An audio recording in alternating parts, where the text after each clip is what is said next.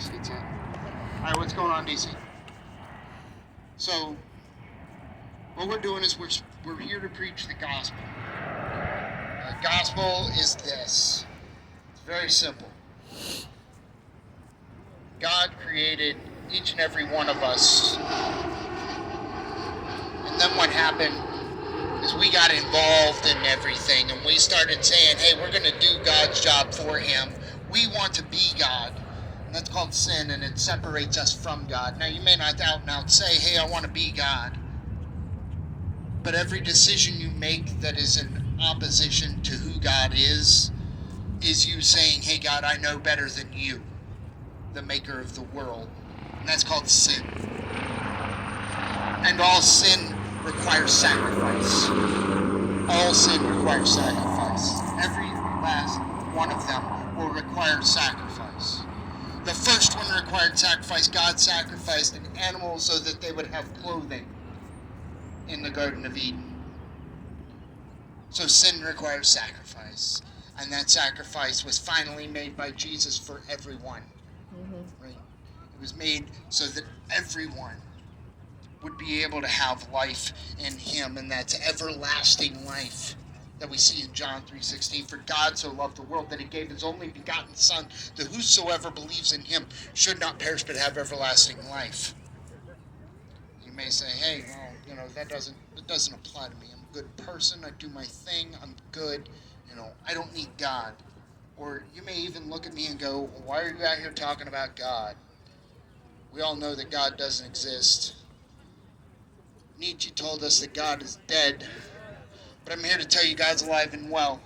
And there's some little facts that we can look at to know not just that God exists, but that Jesus Christ is God. Because when it all boils down to it, we can look at it and we can say, well, I don't know about all the rules in the Bible. Well, does it matter if you don't know about all the rules in the Bible and whether or not they apply to you, if you don't hold that at least the basic tenets are true? If you don't hold to these two things, God exists and God raised Jesus from the dead, then none of the rest of it matters. It doesn't matter whether or not the rest of the Bible is true. If those two things are true, then Christianity is true. Period. Mm-hmm. If God exists and God raised Jesus from the dead, then Christianity is true. We got to start there.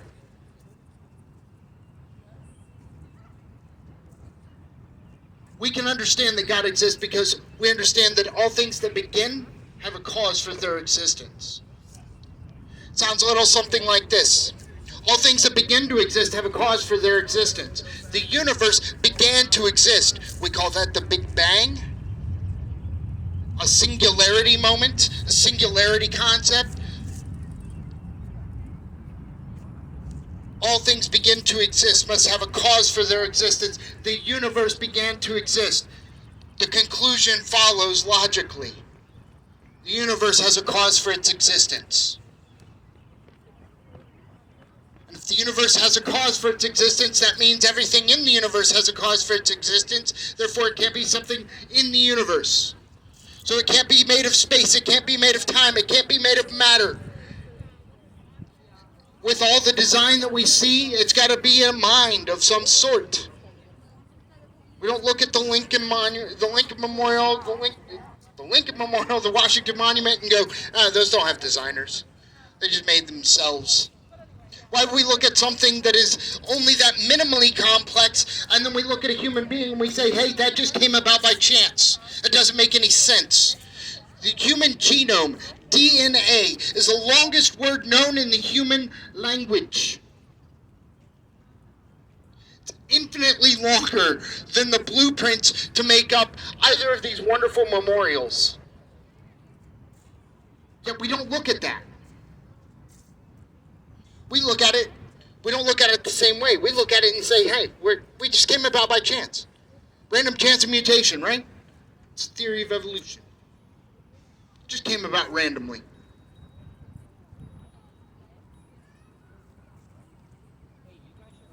So we understand, we see this design in the world. We see design in ourselves, and yet we want to deny it so often. This design is important. because design insists upon a designer. And when we realize that we have a cause for existence and a designer, then we follow that up and we look at the fact that there are rules in this world.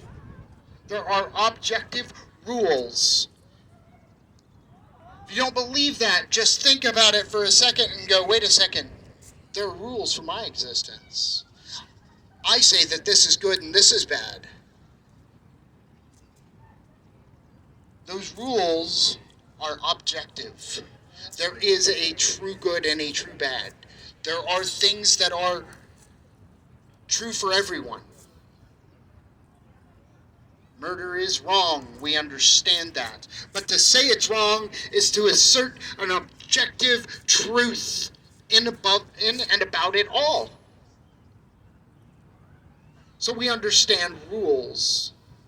If you want to say, well, I don't believe in an objective truth, then when somebody does wrong to you, you have no right to say that's not fair. Fairness is objective. So there are objective rules in this world. So we see a cause, we see order, and we see rules. The final way that we can see that God most certainly exists. Those rules have to have a rule maker, by the way. All rules have to have a rule maker. And that rule maker has to be outside of the rules, beyond the rules.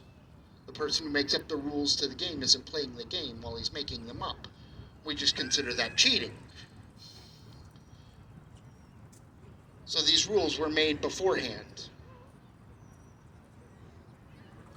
by something that's outside of, not governed by the rules. So we have a beginning of the universe and a causer. We have a design in this world and a designer. We have rules that govern our lives and a rule maker. And then there's the experiential belief in God. We look at things in this world and we say, wow, it's so beautiful. Well, one, that's an objective truth or a subjective truth. We say, wow, it's so beautiful. Man, whatever decided that this needs to happen this way, that's just awesome. It's an experience. It's a personal experience. Each of us experiences things a little differently. That's why there are so many ways of looking at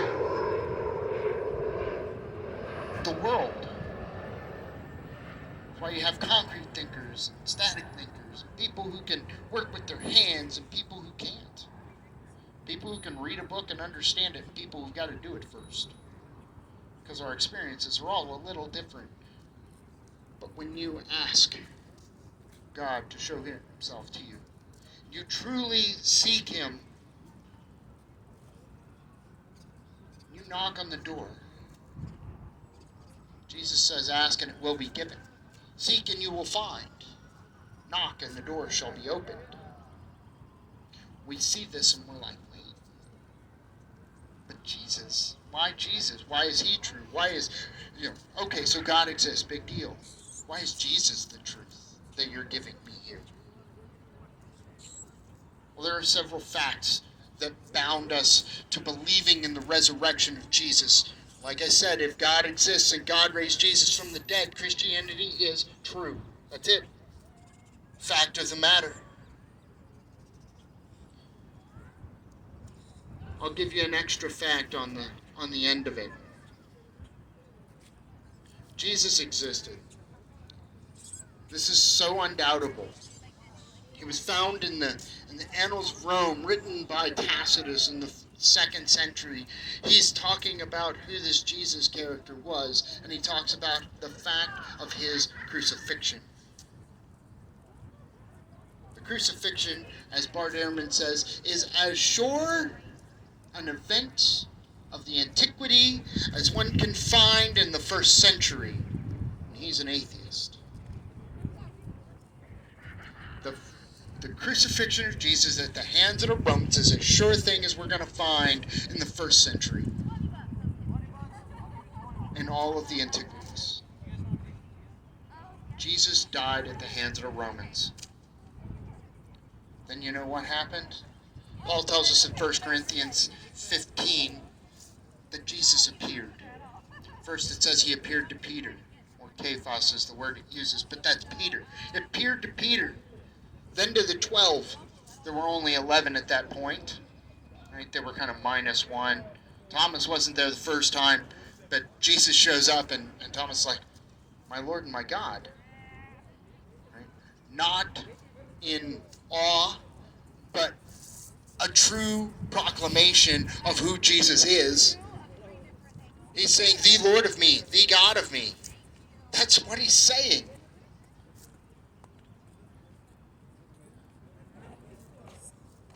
So he appeared. Then Paul says that he appeared to 500 brethren at one time. Key thing that he gives us here, most of whom remain until now, though some have fallen asleep. If you don't believe what Paul is writing, he says, go ask people.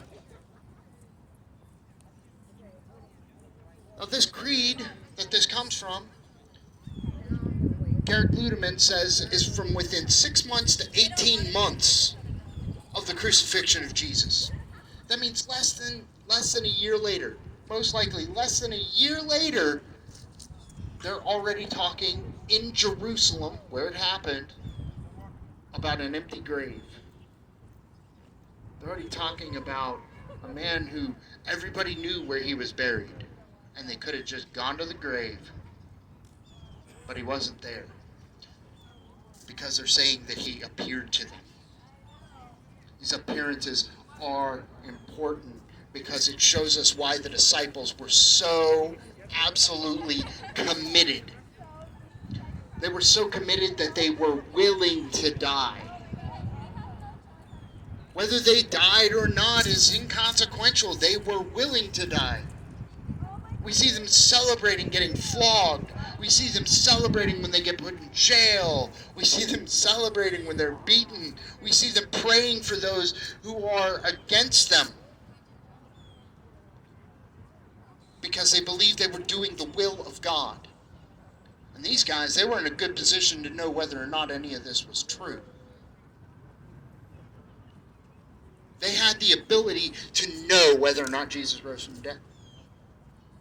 They had the ability to look at it and go, yeah, I don't think I want to be involved with this because it's not true. But every single one of them was willing to die for this. So they were committed to it. And you know what? They gave us testimonies. At the end of the first century, a guy named Papias, he writes a letter and he says that Matthew wrote the first of the Gospels. And it was written to the Jewish believers. So we look at the 4 Gospels and we look at the Gospel called Matthew. By the way, no biography in the first 5 centuries. 2 biographies in the first 5 centuries. From 1st century to 5th century has a name of who wrote it, if it's not an autobiography. 2. So it would be uncommon for them to say, yeah, this is the biography of Jesus according to Matthew. It's not something they would do. So we have to look inside. Papias says, hey, Matthew wrote his to the Jewish people. Messianic testimonies are throughout the Gospel of Matthew. Mark was a follower of Peter. He was a disciple of Peter's. He comes up elsewhere in the New Testament as being a traveling companion of Paul and Barnabas at one point. John Mark. He was a professional scribe. You know what scribes do? They take notes for a living. So he knew how to read and write. Oh yeah, Matthew was a publican. It means he knew how to read and write in multiple languages. He took notes and money for a living for the Romans. Yep, knew how to read and write. All right. So Mark, we have pretty good attestation that this is the sermons that Peter was preaching. Luke. The book of Luke is the first of 2 in a series. says, I wrote this to you, Theophilus. That's in Luke 1:1. And then in Acts 1:1, he says, in my first letter, oh dear Theophilus, I wrote to you, blah. So then we look at internal and we start seeing theys turn into we's when Paul says that, hey, Luke joined us in his letters. So we go, hey, that they becoming we means that it's Luke. Luke was a medical doctor. I don't know if you know this. Medical doctors, they can read and write. Probably in multiple languages. Just like scribes and publicans. So we got pretty good evidence that Luke wrote Luke. John on the internal, right? He says, I wrote this so that you would believe. So what did he write? Oh, that Jesus was the Word. He writes in John 1:1, in the beginning was the Word was with God, and the Word was God. He was with God in the beginning. Well, the word in the Greek for word is logos. And that was a divine being in Greek culture. The logos was seen as a divine being that oversaw all. So we have their testimonies. When we look at the core of it, we see God exists. We see the facts. We see the fatality of the cross. We see the appearances. We see the commitment of the disciples. We see their testimonies. Everything points to Jesus being raised from the dead. And when we have all of that, we have no choice. If all of that is true, but to cry out as Thomas did, the Lord of me, the God of me. Save me, Jesus. What did the gospel do? What did it do? The gospel. Said that at the beginning. Do it again. So what did the gospel do? The gospel gave us, human beings on the earth, of which 1% lived before Jesus. 99% of the world's population that has ever lived after the time of Jesus. 99%. He came at the right time. What was it for? Because we're sinners. For all have sinned and fallen short of the glory of God. All of us, each and every one of us, we've all got sin. We've all got problems that bring separation between us and God. And we needed a bridge to get that separation closed. In God's law, it says that sacrifice is the only way to close that gap. Blood is required for sin. And given as though it's an eternal punishment. Sin is eternal. Given as though that's our wage. Wages of sin is death. The gift of God is this. While we were yet sinners, Christ died for us. Amen. That, the fact of Jesus' resurrection, means that the check that was written for our sin cleared the bank. We just got to go cash it now. That's right. So that is really what the gospel is there is sin in our lives. Sacrifice is required to bridge that gap. And God bridged that gap for us in His Son, Jesus Christ. That's why the gospel is so important. That's why we're out here on a pretty nice day in D.C. God bless you.